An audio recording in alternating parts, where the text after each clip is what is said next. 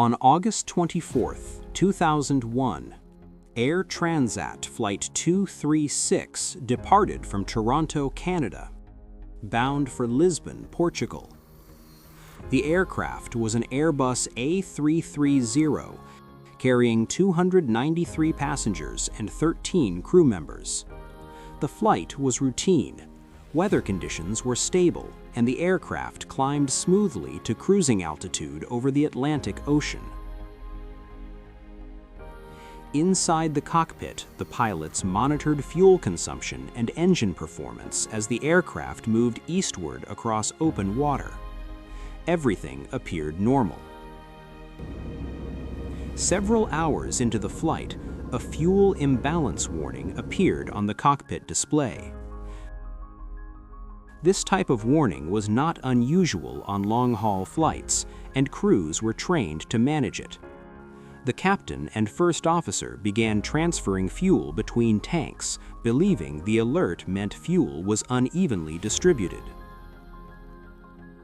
But the warning was not caused by imbalance. It was caused by a leak.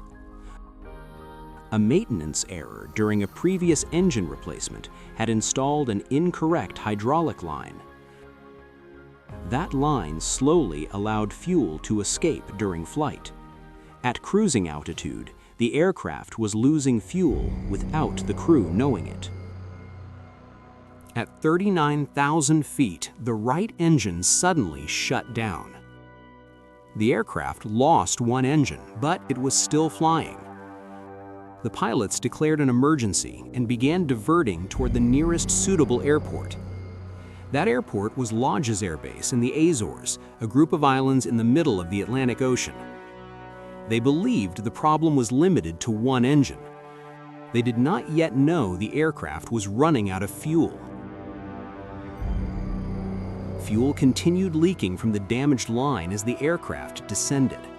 Minutes later, the remaining fuel supply dropped to a critical level.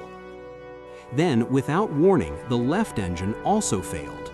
The aircraft was now flying without any engines. At that moment, the Airbus A330 became a glider. There was no thrust, no engine power, only altitude and airspeed. The pilots had approximately 20 minutes before the aircraft would reach the ocean. Inside the cabin, passengers noticed the change. The sound of the engines disappeared, and the aircraft became unusually quiet. Flight attendants reported the silence to the cockpit.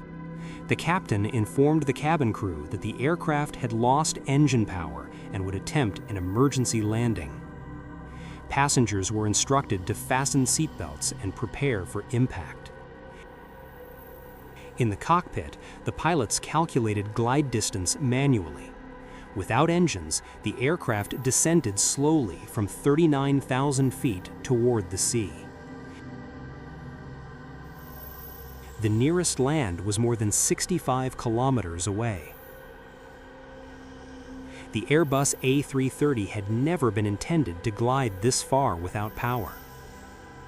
But its aerodynamic design allowed it to remain in the air longer than expected.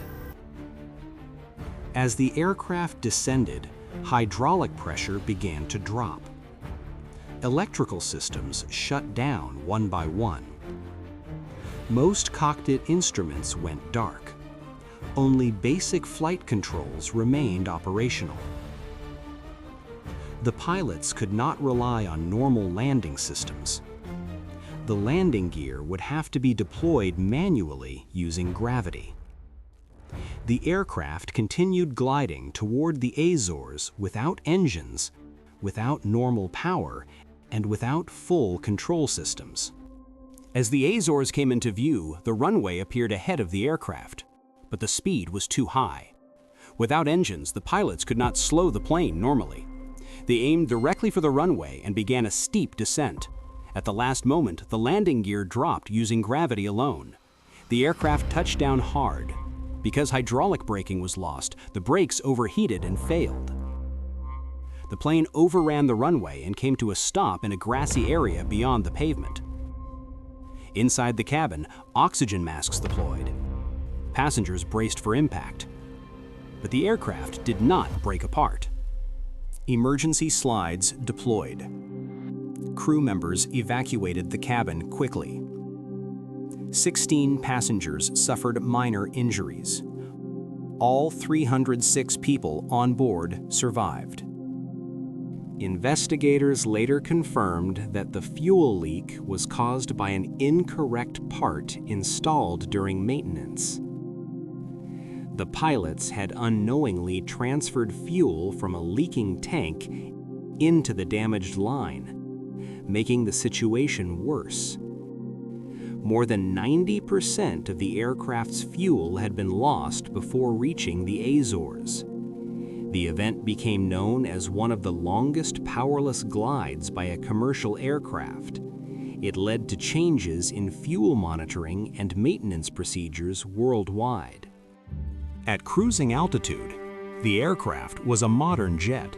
By the time it landed, it was a silent glider over the Atlantic Ocean. One mistake on the ground had nearly caused a disaster in the sky, and one emergency landing saved